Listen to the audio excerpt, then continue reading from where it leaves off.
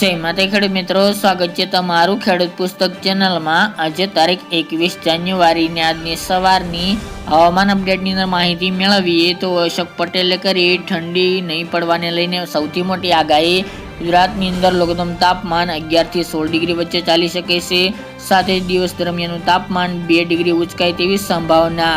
આવનાર દિવસોમાં ફરીવાર ઝાકળ વરસાદનો રાઉન્ડ આવી રહ્યો છે। તો પવનની ઝડપમાં કેટલો વધારો થશે, સાથે જ તાપમાન કેટલું રહી શકે છે તેની સંપૂર્ણ માહિતી આપણે આ વિડીયોની અંદર મેળવીશું। ચેનલમાં નવા હોય તો ચેનલને સબસ્ક્રાઇબ કરી દેજો અને વિડીયોને લાઈક આપીને શેર કરી દેજો। જાણીતા વેધર એનાલિસ્ટ અશોકભાઈ પટેલે ઠંડીને લઈને સૌથી મોટી આગાહી કરી છે। તેના અનુસંધાને આ વર્ષે કાંઈ ખાસી એવી ઠંડી જોવા નથી મળી રહી, તેમજ હવે ધીરે ધીરે મકર સંક્રાંતિ બાદ ઠંડીનો પારો નીચે જઈ રહ્યો છે। આવનાર દિવસોમાં પણ તાપમાન 11 થી લઈને 16 ડિગ્રી વચ્ચે ચાલે તેવી અશોક પટેલે આગાહી કરી છે। નોર્મલ ન્યૂનતમ તાપમાન મોટાભાગના વિસ્તારોમાં 11 થી લઈને 13 ડિગ્રી જોવા મળી શકે છે। કચ્છ અને જે રાજસ્થાન બોર્ડર લાગુ વિસ્તાર છે, જેમાં ઉત્તર ગુજરાતનો વિસ્તાર સાબરકાંઠા હોય, બનાસકાંઠા, પાટણ, સિદ્ધપુર, વડનગર, અરવલ્લી જેવા વિસ્તારોની અંદર 10 થી લઈને 12 ડિગ્રી તાપમાન જોવા મળી શકે છે। અને સાથે જ આવનારી 27 તારીખ સુધી નોર્મલ તાપમાનમાં 1 ડિગ્રીનો વધારો થાય તેવી સંભાવના છે। સાથે જ ન્યૂનતમ તાપમાન નોર્મલ નજીક અથવા તો નોર્મલથી ઊંચું રહેવાની સંભાવના અશોક પટેલે આંકી છે। ગુજરાત રાજ્યના વધુ સેન્ટરોમાં તાપમાન બીજા વિસ્તારોની અંદર 11 થી લઈને 16 ડિગ્રીની રેન્જમાં રહે તેવું તેમનું અનુમાન છે। હાલની વાત કરવા જઈએ તો બપોર દરમિયાનનું મહત્તમ તાપમાન અત્યારે 27 થી લઈને 29 ડિગ્રી સેલ્સિયસ સુધી જોવા મળી રહ્યું છે। તેમાં આવનારી 27 તારીખ સુધી મહત્તમ તાપમાનમાં 2 ડિગ્રીનો વધારો જોવા મળી શકે છે। એટલે કે જે અત્યારે તો નોર્મલ તાપમાન ચાલી રહ્યું છે તેમાં 2 ડિગ્રીનો વધારો થઈને 32 ડિગ્રી સેલ્સિયસ સુધી બપોર દરમિયાનનું લઘુત્તમ તાપમાન જોવા મળે અને 28 થી 32 ડિગ્રી સેલ્સિયસ સુધી તાપમાન આવનાર દિવસોની અંદર જોવા મળે તેવી સંભાવના રહેલી છે। તો આવી રીતે ગુજરાતની અંદર હવે ધીરે ધીરે ઠંડીમાં ઘટાડો જોવા મળી રહ્યો છે અને અશોક પટેલની આગાહી મુજબ તાપમાનમાં કોઈ મોટો ફેરફાર જોવા મળે તેવી શક્યતા ઓછી જોવા મળી રહી છે। રાત્રિ દરમિયાનનું પણ તાપમાન 2 થી 3 ડિગ્રી નીચું ઉત્તર ગુજરાત અને કચ્છના વિસ્તારની અંદર જોવા મળશે। તેમજ બપોર દરમિયાન તાપમાનમાં 2 ડિગ્રીનો વધારો થાય તેવી તેમણે આગાહી કરી છે।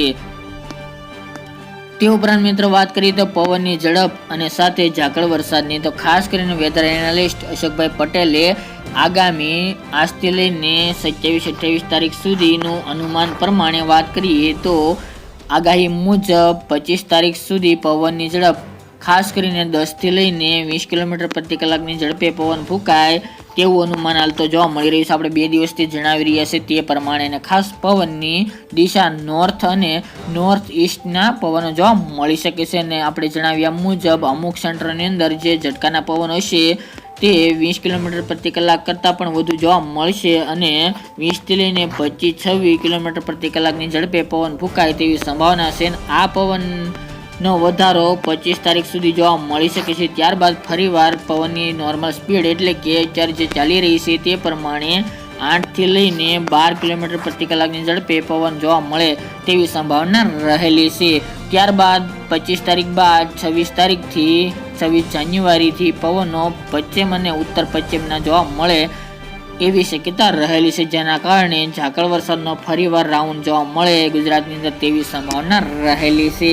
અને ખાસ કરીને ઝાકળ વરસાદની મોટી શક્યતા ઉત્તર ગુજરાત, કચ્છ અને સૌરાષ્ટ્રના ખાસ કરીને જામનગર, મોરબી, સુરેન્દ્રનગર, રાજકોટ, દ્વારકા એ વિસ્તારની અંદર જોવા મળી શકે છે।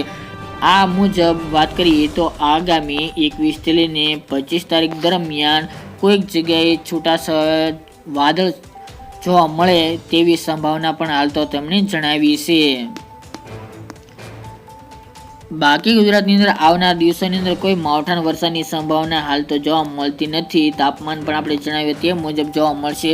અત્યાર સુધીના તાપમાનની વાત કરીએ તો આજ સુધીની ખાસ કરીને સૌરાષ્ટ્રના વિસ્તારો, કચ્છ અને ઉત્તર ગુજરાતના વિસ્તારની અંદર, જેમાં તાપમાન રાજકોટ વિસ્તારની અંદર, રાજકોટ જિલ્લાની અંદર 2 ડિગ્રી નીચું જોવા મળ્યું હતું। આપણે દરરોજ જણાવ્યા તે મુજબ કે 14-15 ડિગ્રી આજુબાજુ તેમજ 13 ડિગ્રી અમુક વિસ્તારની અંદર રાજકોટના ગ્રામ્ય વિસ્તારની અંદર અત્યારે જે જોવા મળી રહ્યું છે તે પ્રમાણે જોવા મળ્યું હતું।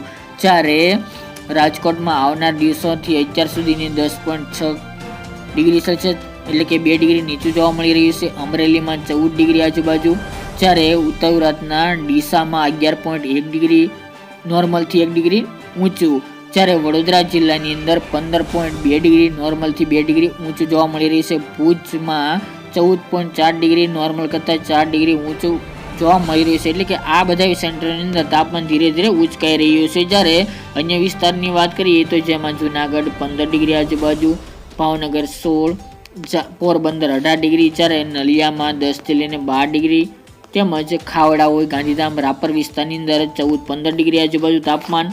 તેની સાથે તેમાં બધામાં હવે ફેરફાર થવાનું જોવા મળશે. ઉત્તર સૌરાષ્ટ્ર કચ્છ બાદ ઉત્તર ગુજરાતની અંદર Mehsana 12 degree, Himmatnagar 12 degree, Khedbrahma 13 degree, Palanpur 11 degree, Radhanpur 13 degree, Tharad 11 degree, Abu Ambaji, Dhanera, ભટસન, હારી, ચાણસ્મા, સિદ્ધપુર, વડનગર, વિસનગર, થરા, ભાંભર સહિતના ઉત્તર ગુજરાતના વિસ્તારની અંદર આપણે જણાવ્યા તે મુજબ 10 થી લઈને 12-13 ડિગ્રી સેલ્સિયસ સુધી તાપમાન જોવા મળે તેવું હાલ તો અનુમાન લાગી રહ્યું છે.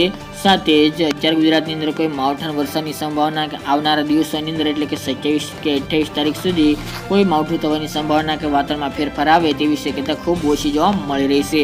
વડોદરામાં 14, બોડેલી 16, બોર્ડર લાગુ વિસ્તાર જે મધ્યપ્રદેશ છે એમાં દાહોદ લાગુ વિસ્તારની અંદર 10 થી 12 ડિગ્રી તાપમાન જોવા મળશે. નડિયાદ હોય, ધોળકા, અમદાવાદ એ વિસ્તારની અંદર 10 થી 13 ડિગ્રી ટૂંકમાં 23 તારીખ દરમિયાન જોવા મળે તેવી સંભાવના રહેલી છે. ગાંધીનગર અને ખેડામાં પણ 13-14 ડિગ્રી આજુબાજુ તાપમાન નોંધાશે.